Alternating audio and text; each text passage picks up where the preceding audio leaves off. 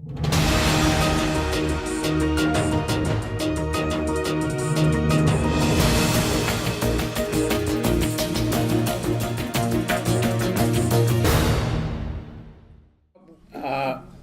I asked them to do, the panel to do, is to talk about some things that maybe they had done exclusively, or things that a lot of people hadn't covered during the last General Assembly session. And I have no idea what they're going to talk about. Allison was on the John Leopold beat, which is now largely dead, but something just happened yesterday. And something just happened yesterday. John Leopold wrote an essay And a poem. And a poem. Yes, I read the story. I was going to come and sent it to the Capitol. And do you want to talk about that? I can talk about that. Yeah. Do you want to ask me a question, or just me?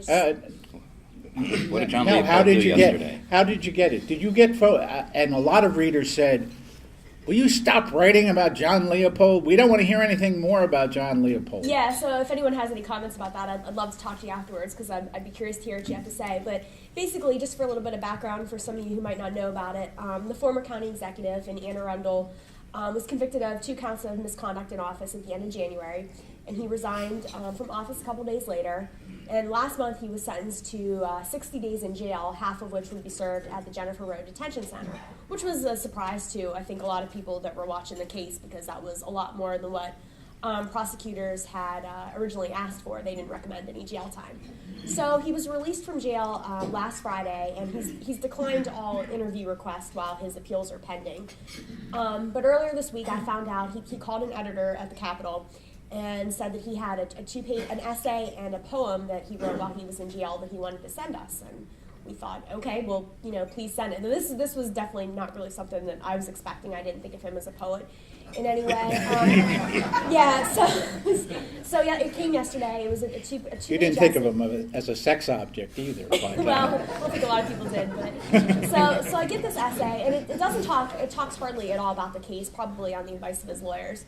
But it talks about his experiences behind bars. Talks about his observations of other inmates. He called it A View from the County Jail, and then he enclosed a 15-line poem called The Inmate with it. And I talked to, I'm not a poetry expert at all, so I talked to some poetry people who are, and they said it seemed to be his observations about other inmates that he was in the jail with. So anyway, so we got that, and this is the first time he's spoken in any way since he was released from jail. So we posted it online, posted the poem and the essay online yesterday. And the commenters have been on our website, capitalgazette.com, have been having a ridiculous amount of fun with it.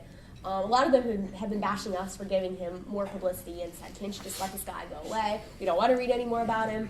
And some have even been posting their own snarky little poems in the comments, which has been fun for me to read. So yeah, that's about it. Like I said, I would love to hear your feedback. If you think we are giving him too much to say, I'd like to hear it. And most of our coverage, and I think for television, focused around those big ticket items like the repealing the death penalty and the gun bill, because it dominated the General Assembly for most of the 90 days. So a lot of the other issues that were considered big issues kind of got on the back burner, I thought. But I did one story. Oh, by the way, journalistically, that was great for you guys to have him call up, and as long as you verified that, that would have been great for any news organization. Yeah, but I did an in-depth story this session on the political slates, which is kind of tied into the campaign finance reform. It's a little complex for television to tackle, but I had never really done this story before, and I thought it was very interesting once you go into the campaign files, just to look at the incredible amount of money that has been raised and put into these political slates, and until this bill was passed, there really weren't any limits, and the bill got the nickname the Jim Smith bill after a while because of the former Baltimore County executive, who, even though he was not a candidate for public office, could continue to operate his political slate and transfer unlimited amounts of money to the political candidates or incumbents of his choice. And in one case, now I didn't really get into that because I think it had already been covered, but you probably read where he transferred $300,000 or $400,000 the state's attorney, Scott Schellenberger, during his campaign.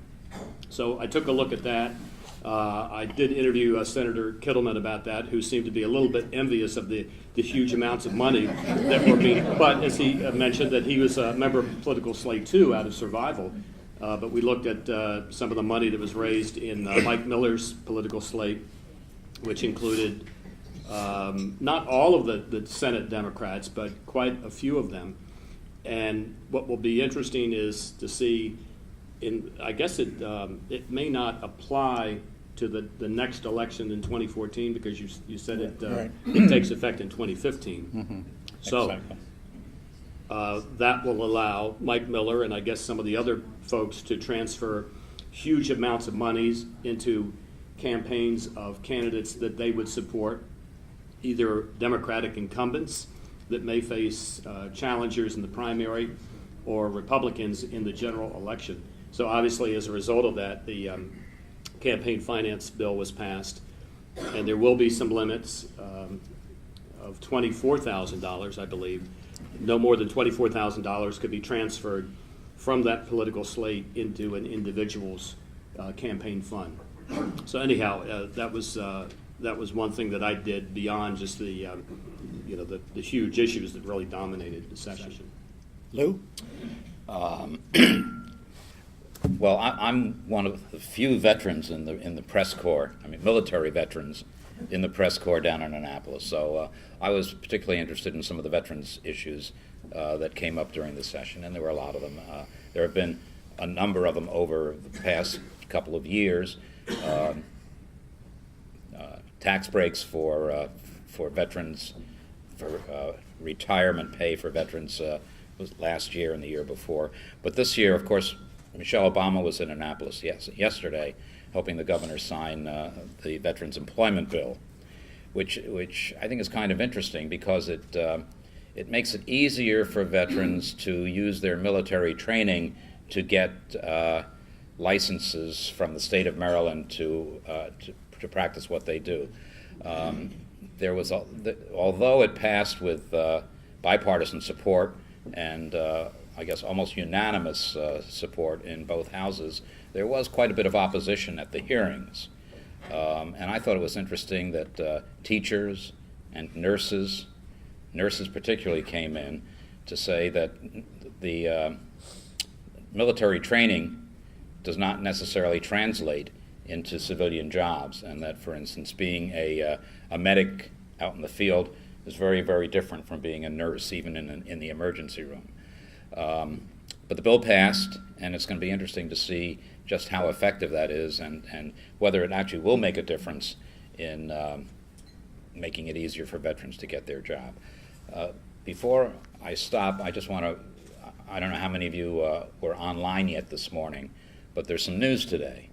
Matt Gallagher, the governor's chief of staff, who was very instrumental this year in spearheading a lot of legislation, a lot of the governor's legislation through the General Assembly, has resigned. He's moving into the private sector. And John Griffin, who is the Secretary of the Department of Natural Resources and has been there since the Hughes administration, is becoming the O'Malley's new chief of staff. He's moving into the State House. Just a bit of news. Foundation in Baltimore. Kenny? Well, for the most part, for my purposes, when I was down in Annapolis on a regular basis, was to go more in depth, and that was one of the good things about Capitol Caucus. I kind of fashioned it as Annapolis's version of Face the Nation. I did a number of interviews regarding the death penalty on both sides, and just looking at the issue as a whole, the people who were for it, the people who were against it. And then the unique part as far as covering the death penalty, I was interviewing Kirk Bloodsworth the day, my last day down there, and the day that the House, the House repealed the death penalty. Going back to those studies, it always was shown that the majority of those who were sentenced to death row were black. But here the face of repealing the death penalty was a white guy from the Eastern Shore. And it just reminds me of how different we are in Maryland in some ways and unique.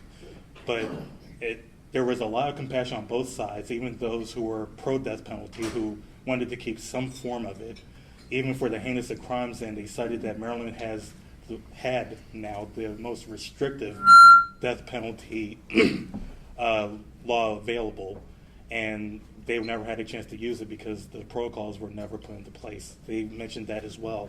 So most of my time was spent on interviewing both sides of the death penalty debate.